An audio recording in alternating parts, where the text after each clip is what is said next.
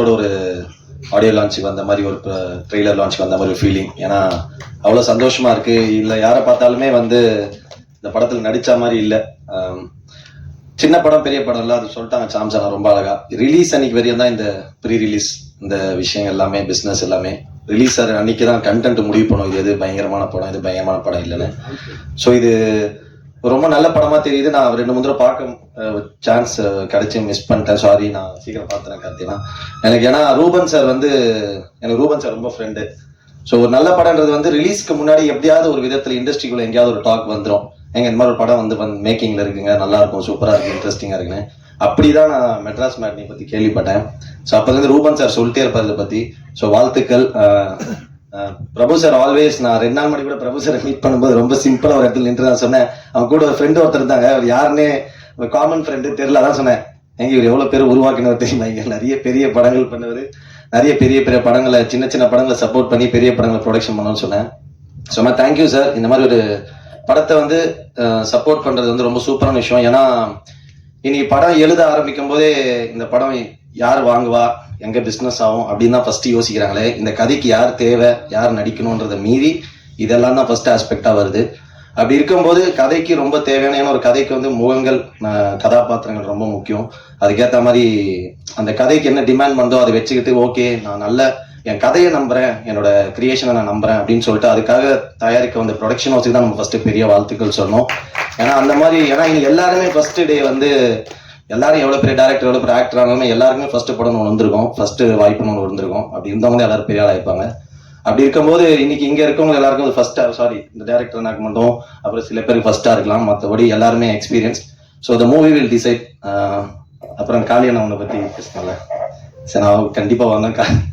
காளியண்ணா வந்து எங்க கலைத்துறை தந்தை. என்ன ரமேஷ் அப்படிதானே, நம்ம பெரியப்பா, எங்க பெரியப்பா மாதிரி அவரு. அதாவது எங்களுக்கு ஷூட்டிங்கை விட அவர் என்டர்டைன்மெண்ட் வந்து ஆஃப்டர் ஷூட்டிங் தான். 6 மணிக்கு மேல பாடுவாரு, ஆடுவாரு, மெமிக்ரி பண்ணுவாரு, ஏதோ சொல்லுவாரு, நிறைய பேசுவாரு.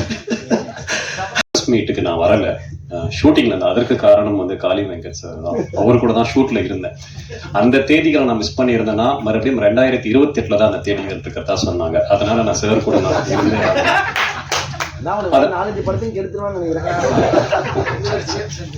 கலை ப்ளீஸ் பிஹேவ். ஸோ எனக்கு நீங்க கொடுத்த அந்த சக்சஸ் வந்து ஒரு சப்போர்ட் வந்து உண்மையிலேயே என் கெரியர்ல நான் ஒரு 14 வருஷமா சினிமாவில் இருக்கேன். அந்த நீங்க எழுதின ஒரு ரிவ்யூவும் எனக்கு வந்து அவ்வளோ டச்சிங்காகவும் ரொம்ப பர்சனலாகவும் எனக்கு ரொம்ப மோட்டிவேட்டிங்காகவும் இருக்குது. இன்னும் தைரியமான வேலைகள் நான் செய்யறது கரெக்ட் தான், நான் போய்கிட்டே இருக்கலான்ற ஒரு தைரியத்தை கொடுத்தது, அதற்கு மிகப்பெரிய நன்றி. 2வது நன்றி வந்து நான் காளி வெங்கட்டுக்கு சொல்லணும். ஏன்னா இந்த மாதிரி அவர் சொன்னாரு, இந்த மாதிரி மெட்ராஸ் மேட்னி ஒரு இது வச்சிருக்கோம், ட்ரைலர் லான்ச் வாடா அப்படின்னு. நான் காளி கிட்ட சொன்னேன், காளி இது மாதிரி நான் ப்ரெஸ் இதுக்கு முன்னாடி மீட் பண்ணல, என் ப்ரெஸ்ஸுக்கே நான் போல, இது போனா எப்படி இருக்கும், நீ வா நான் உனக்கு ஒரு ஆப்பர்ச்சுனிட்டி கொடுக்குறேன், இதை நீ யூஸ் பண்ணிக்கோ அப்படின்னு இந்த ஸ்டேஜ் எனக்கு கொடுத்தேன் காளி வெங்கட்.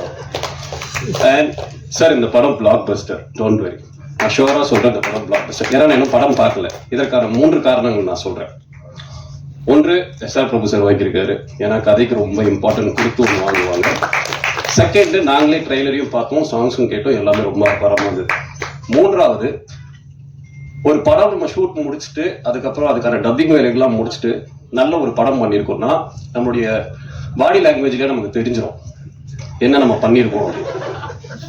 நான் காளி வெங்கட் சார் கூட ஒரு 1.5 மாசமா டிராவல் பண்ணிட்டு இருக்கோம் ஒரு ப்ராஜெக்டுக்காக.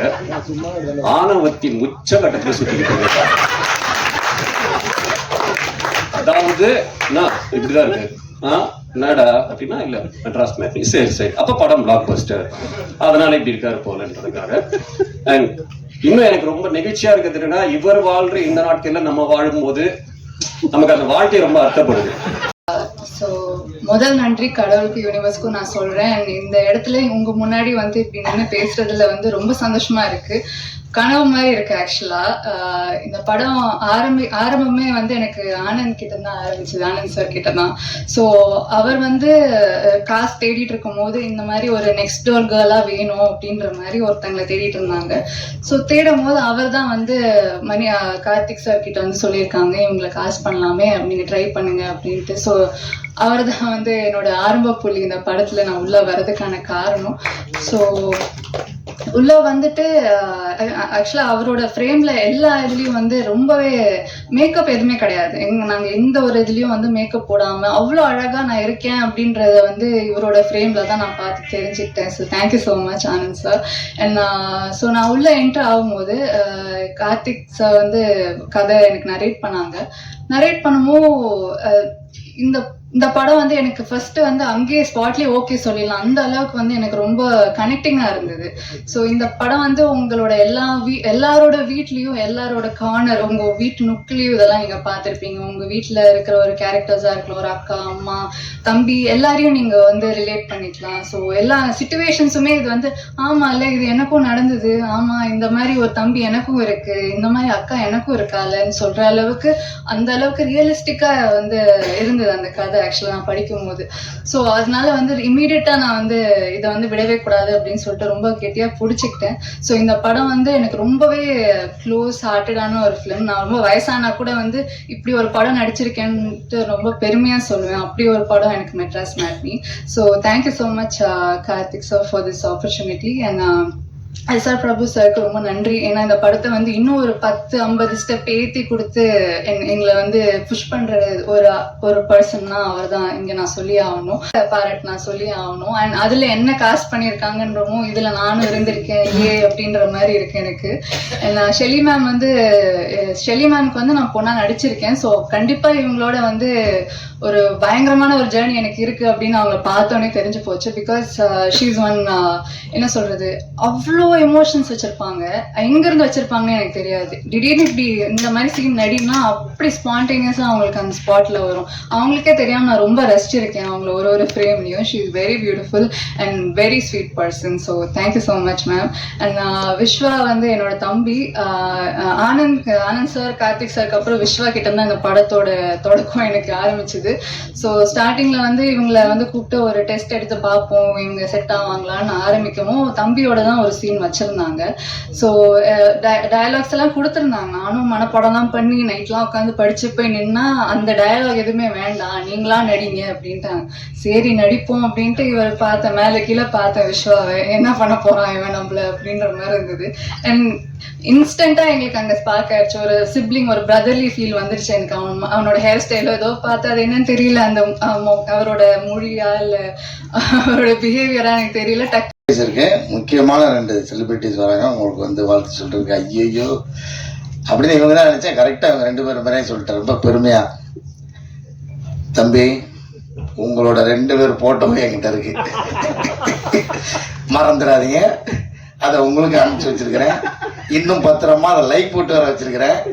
எப்போ வேணாலும் மீடியாவில் போஸ்ட் பண்ணிடுவேன், தெரிஞ்சுக்கிங்க. சோசியல் மீடியாவில் அதை மனசில் வச்சுட்டு பேசுங்க. இனிமேல் மேடையில் பேசினேன் என் வயசை பற்றி இல்லாமல் நீங்கள் விமர்சனம் பண்ணுறீங்க இருக்கட்டும். ஏன்னா அவர் யதார்த்தமாக ஒரு அப்பா ரோல் கொடுத்தாங்கன்னு வெள்ளடிச்சு நடிச்சா உடனே எனக்கு 60 வயசுன்ற ஒருத்தன் ஒரு 58 வயசுன்றா. தம்பி எனக்கு ஒரு வாய்ப்பு கிடைக்காம போயிடும். இல்லை இருக்கு, நான் வெயிட் பண்ணுறேன். ஆனால் ஏதாவது ஒரு சூழ்நிலையில் அந்த ஃபோட்டோவை நான் போடுறேன்டா. இருந்தாலும் நீங்கள் வந்து ரொம்ப நன்றி 2 பேருக்கும். Love you. Love you. ஐயோ அதுவே பயமா இருக்குது, என்ன பண்ண போறாங்க. ஏன்னா அந்த போட்டோ வந்து ஒரு அதிகாலையில் ஒரு 4 மணிக்கு எடுத்த போட்டோ. அப்போ யோசிச்சு பாருங்க எப்படி இருப்பாங்கன்னு. அதில் நானும் உள்ள இருக்கேன், அதனால தான் அந்த போட முடியல, எப்பயோ போட்டு மாற்றிருக்கேன். ரொம்ப ஒரு உற்சாகமான போட்டோ அது. முதல்ல எஸ்ஆர் பிரபு சார் ரொம்ப நன்றி. ஏன்னா ஒரு படம் வந்து இது எப்படிப்பட்ட படம்ன்றத நீங்கள் வாங்கினோடனே எல்லாருக்கும் அது தெரிஞ்சிருச்சுன்னு நினைக்கிறேன். ஸோ எல்லாருக்கும் ஒரு நம்பிக்கை முதல்ல வந்திருக்கும். அதுக்காக முதல்ல உங்களுக்கு நன்றி சார். ஏன்னா நீங்கள் நல்ல படங்களுக்கு சப்போர்ட் பண்ணுவீங்க, அந்த வகையில் இந்த படத்துக்கு சப்போர்ட் பண்ணது ரொம்ப நன்றி.